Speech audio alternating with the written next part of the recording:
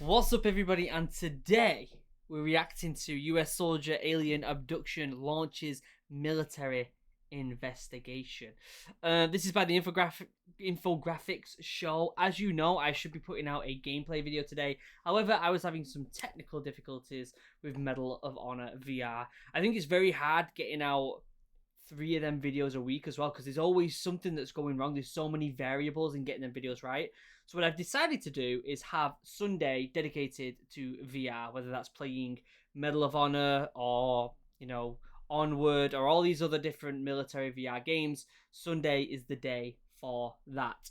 So with that being said, I've put a poll out on what game to play next. As of right now, you can go over to the community page and vote. As of right now, Black Ops 3 is winning, which I did not expect because a lot of people didn't like that.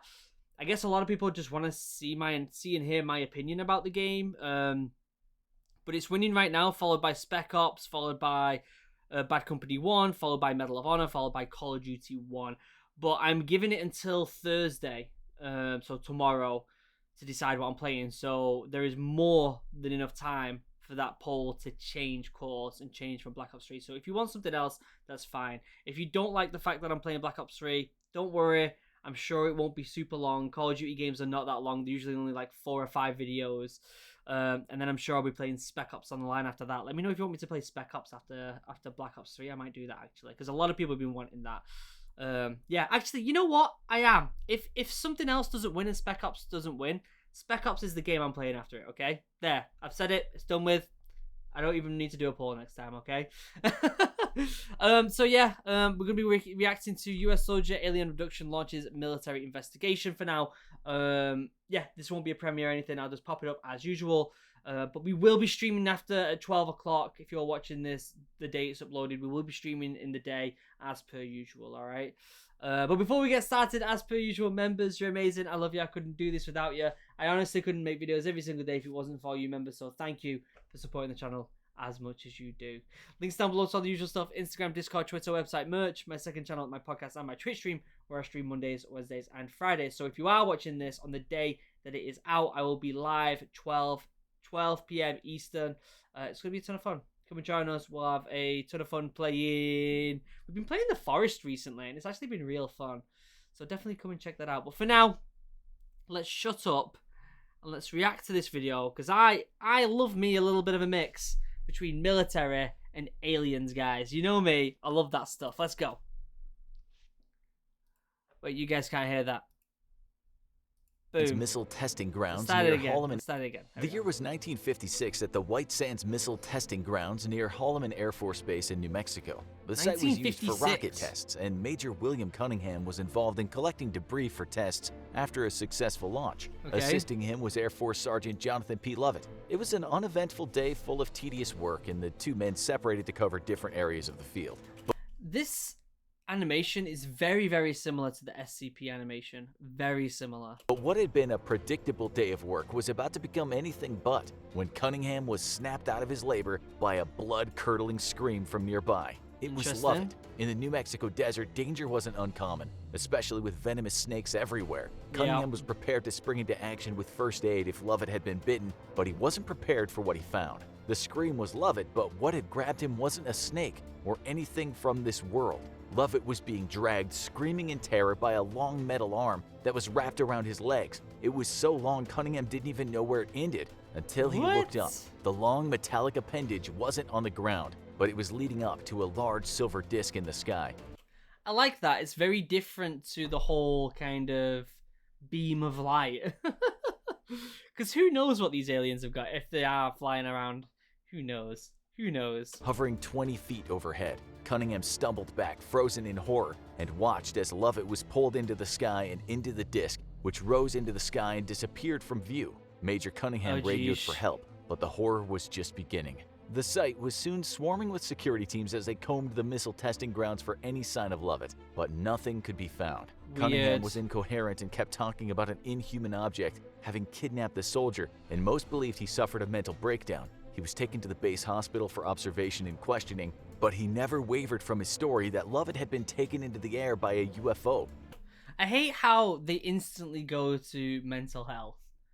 Like, that's really, really not good. They shouldn't do that. Backing up his account, according to some sources, the base had a radar system that did pick up an unidentified radar contact near the location at the Exactly. So why start saying, oh, he's had a mental breakdown? That's not how mental breakdowns work. That's not how it works, guys. time Lovett was taken. This caused the military to step up the search, examining the surrounding desert for the next few days. But it would be 3 days before anything was found. And what they found would shock and confuse everyone. It was Sergeant Jonathan Lovett's body, almost 10 miles from where he'd been taken. Many people had suspected Cunningham might have been the one to hurt Lovett, but the location of the body made that near impossible. He wouldn't have had the time to move the body before he radioed for help. The medical examiners concluded that the body had been exposed to the elements for between 1 and 2 days, meaning Lovett had been somewhere else before his body was left in the desert. And he was totally naked. But that wasn't the only thing that was different about his body, and horrors that had been done to him made people think of one thing: aliens. This is so weird. Like, when you hear these stories, and there's always that thing where it's like, it probably wasn't all that true. But this is still so bizarre that it's like, maybe. Since the earliest UFO sightings, farmers had claimed their cattle were being taken from fields by UFOs and returned to Earth dead and horribly mutilated, often with precise markings that looked like they'd been done by a machine. Isn't that Skinwalker Ranch? I read the story about Skinwalker Ranch, and it is horrific. Most people believed that there were other explanations, like cults or natural causes, like predators and parasites. A ranting farmer claiming that his prize cow Bessie was taken by aliens wasn't usually enough to get federal investigators involved, and there'd been no reports of anything like this happening to a human until now. The on-base medical investigators soon discovered that Lovett's corpse had been horribly mutilated, with his tongue removed at the root and his eyes neatly gouged out. Even more horrifying, his anus and genitalia had been removed, and many of his organs had been taken out. Making it more confusing, they'd all been neatly extracted as if through a surgical procedure. But why would aliens want that? Why would aliens want that? no mad surgeon would do this to a human. The final revelation about Lovett's body had been the most disturbing. His body had been carefully drained of blood, but the vascular system was intact, not like what happens when someone bleeds to death. Who or what could have done this to Sergeant Jonathan Lovett? The answers aren't going to be easy in coming. Project Grudge Report had... This sounds like an SCP. 110% sounds like it could be an SCP. 14 files, and the first 12 and the 14th have all been declassified. They discuss various UFO sightings with a good amount of evidence for them, but no conclusive proof. But Grudge Report number 13 isn't mentioned in any official files and remains firmly classified to this day, over 60 years later. That's left many conspiracy and alien abduction buffs with nothing to do but discuss their theories of the Lovett-Cunningham incidents, with each theory having strong proponents, but many holes. The most common theory among skeptics is that Major Cunningham killed Lovett, possibly in a dispute over the handling of the debris. Yeah, but if he killed him, why would he go to the point of, like, what he did, removing all the stuff surgically, draining the blood? Like, why? Why? But that raises the question, who could have done that to the body so precisely? Exactly. Cunningham didn't have any medical training, so he would need an accomplice. With the military base having a fully stocked base hospital and on-site doctors, the prevailing theory is that he could have gotten a doctor on the site to find the body, move it further off-site, and do the mutilations to it while the search had been called off, to make it look like something otherworldly was the culprit. Be kind of weird if he did that, though. That'd be really weird. That would be super weird, and he would definitely need to get checked out if he did that. But this would take a lot of coordination at a time when everyone was being closely watched, and the surgical precision needed was likely beyond the ability of a 1950s Air Force medic. Another theory is that Sergeant Lovett fell prey to the very normal horrors of the desert, and Major Cunningham's exhaustion and confusion led him to see something much more twisted and horrible than what really happened. But that still doesn't explain the genital mutilation and the blood draining and the eyes being pulled out. The New Mexico desert is a dangerous place full of predators, including mountain lions that are large and aggressive enough to drag off and maul a human. That doesn't explain the smooth mutilations, but the long lag time between Lovett's abduction and his body's discovery could mean that he had time to bleed out, and then his body could have been moved again by another predator. But for the descriptions... I'm not going with the predator one, especially if they said that the cutting of the body was so precise. Like, I'm not, and the eye gouging being very precise, I'm not going to go for a predator with that. Of the body to be accurate, it would take a much more intelligent predator to pull this off. Yeah. possibly even a human predator. One of the most popular theories about unexplained abductions and mutilation involves dangerous cults of devil worshippers who perform sacrifices to their dark god. What? I don't get it with these cults. Are these cults real? Like, I've heard about different things. I don't know, guys, if these cult things are real. I don't know.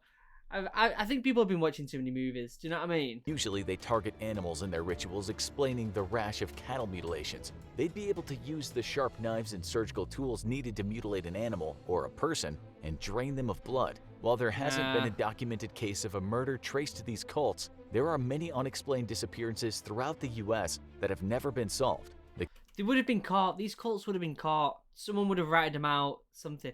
It's like the whole government conspiracies. A lot of people have too much faith in how well the government can be ran.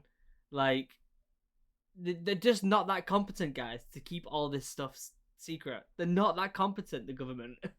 That's it, in my opinion. Anyway, from what I've seen working in the military, most of the time they're just going with the flow and doing things on a whim.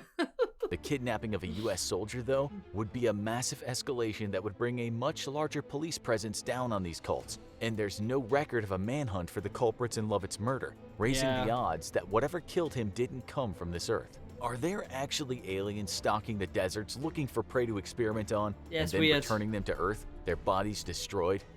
That reminds me of The Simpsons, the aliens from The Simpsons. The sheer number of cattle found mutilated over the year lends credence to the theory, and the description by Major Cunningham of what took his fellow soldier doesn't match anything from this earth. The extent of the injuries to Sergeant Lovett's body make it hard to imagine anything human or animal could have done it. But if aliens kidnapped and murdered a US soldier, wouldn't the United States have gone to war? We've all seen the movies where aliens... Not necessarily, because, so say that the government do know about aliens and say that they did abduct a US soldier. The fact that they're here would scare the living daylights out of the military, because they would have no idea what to do. So they wouldn't go to war with them. They'd just be bricking themselves, wishing it goes away and hoping it never happens again. Attack and America comes roaring back to blow up their ships. The only question is, with what weapons? In the 1950s, the space program was just getting started. The description Cunningham gave of the ship that took Lovett was several centuries beyond anything humans had, and no one would have known how to track it or fight it. If Sergeant Lovett was killed by an alien ship, the US could have done very little but watch the skies and try to prevent another attack. But there's another theory about the strange death of Sergeant Jonathan Lovett that's gaining more attention as people look into the strange case of Project Grudge File number 13. When a government file is highly classified, like file number 13, good luck at getting a look at it. So where do we know about the Lovett-Cunningham incident from? A pair of prominent conspiracy theorists have claimed to be part of the long-defunct Project Grudge, which... guys, I don't know. Some of these, like, people who leave the military and then say that they're gonna say something and all that lot, I feel like people just have way too much faith in the government. I really do. I think the government is no way near as smart as people think they are, if I'm completely honest with you. And I don't think they could hide this stuff. People have got phones these days. People have got all this different technology. Aliens and stuff, if the government knew about it, it would have been leaked ages ago. And I'm not talking about these leaks where it shows footage from a Nokia 3210. I'm talking like clear HD footage, like something real. You just don't see it. And trust me. If there's anyone who wishes aliens were here, it's me. Trust me. I want to meet an alien. I want to give it a good old high five, have a cup of tea with it, and have a good old chin wag with it. But I don't think it's the case. They may be here, they may be not. I have more faith in there being aliens here that we don't know about than I do in the government. which allowed them to see the original file. The first, the notorious UFO theorist William Cooper, claimed to have seen it in the 70s and was the first to make public the supposed horrific deaths of Lovett's mutilation. William English, a former Green Beret captain, was working as a U.S. security detail at a base in England when he supposedly got a hold of the file. Colin Bertram, who collected much of the information for a History Channel special of the case, also mentioned that the case was discussed by Frank Joseph, a controversial racist conspiracy theorist who believed a war with extraterrestrials was coming. These three accounts have been circulating, furthering the spread of the rumors about the incident. But what has the government actually said about it? The conspiracy theorists will tell you that the government doesn't want you to know the truth, that they scrubbed all record of the incident from the books, and they would be right. If you comb the military files for any record of the strange death of Sergeant Jonathan Lovett, you'll find nothing. Nor will you find any record of what happened to Major Cunningham after his horrible discovery. But they've gone further, because you won't find any record of either man ever being part of the United States Air Force. Well, maybe they would never. Maybe it's not real. Maybe it's because you would have some sort of service record. Now, if the government were hiding something, then you would expect all these different service records to be scrubbed, but you'd still see pass-out photos from these people who have passed training. The stuff would still be out there. Like, someone would have a troop photo with the same person in it with them that they've got hung on the wall. Like, they can't scrub everything, can they, at the end of the day? Like, when you pass out a training, you get a troop photo, you get pictures with your friends. Someone would have footage of these people in the military. They would. And it doesn't matter if it's online or not. The military can't scrub everything. Or, in fact, having existed at all. Did the government scrub all record of these men from existence, including everyone who knew them, to cover up this horrible incident? Or did they just never exist at all? Right. What we know about Project Grudge File number 13 is that a man supposedly died horribly, but there's no record of any of it happening. And the only claims that it did happen come from a trio of discredited conspiracy theorists who claim they somehow got a look at the most highly classified government document of all time. And the government, which supposedly covered up the case for decades, let them go around telling everyone and even publish books on the incident. Was the Black Ops assassin who covered up the incident on leave or something? The truth may be out there, but the truth about the Lovett-Cunningham incident may be much closer to Earth, and there's no proof it ever happened. But anyone who reads about it is probably still going to keep a closer eye on the stars. For more on whether... Alright, I'm going to leave a link down below to the original video. Please go and give the Infographics Show some love. Like the video and all that good stuff, because it was a good video. Do I believe it? I'm leaning onto the side of no. Do I feel like there's aliens around? Most likely. Do I feel like the government is hiding anything? Probably not, because they're useless. So yeah, that's my opinion on it. I think it's a cool video. The visuals are very similar to the SCP stuff, which we've seen in all my SCP videos, and I really enjoyed that. I love me some alien stuff. I love that. Especially when it connects to the military. I love that even more. So yeah, I don't know, guys. I give that a solid 5 out of 10 for believability. I think it's mostly just someone probably gave out a story, and then another conspiracy theorist kind of thought, oh, I could probably push this a little bit more, and pushed it a little bit more. And then before you know it, you've got the ball rolling, and none of these people even existed. You never know, do you? But if someone's watching this and they do believe it, let me know in the comments down below what you think. Let me know what you heard. And if you've got any other recommendations for weird and bizarre videos like this, leave them in the comments down below and I'll definitely check them out. But before we go, members, you're amazing. I love you. I couldn't do this without you. Links down below to all the usual stuff. Instagram, Discord, Twitter, website, merch. My second channel, my podcast, and my Twitch stream, where I stream Mondays, Wednesdays, and Fridays. Which means if you're watching this when it's released, I will be live at 12 o'clock today, Eastern Time. Playing something cool. I don't know what, but we'll be playing something cool. So come and join us on Twitch. It'll be a ton of fun.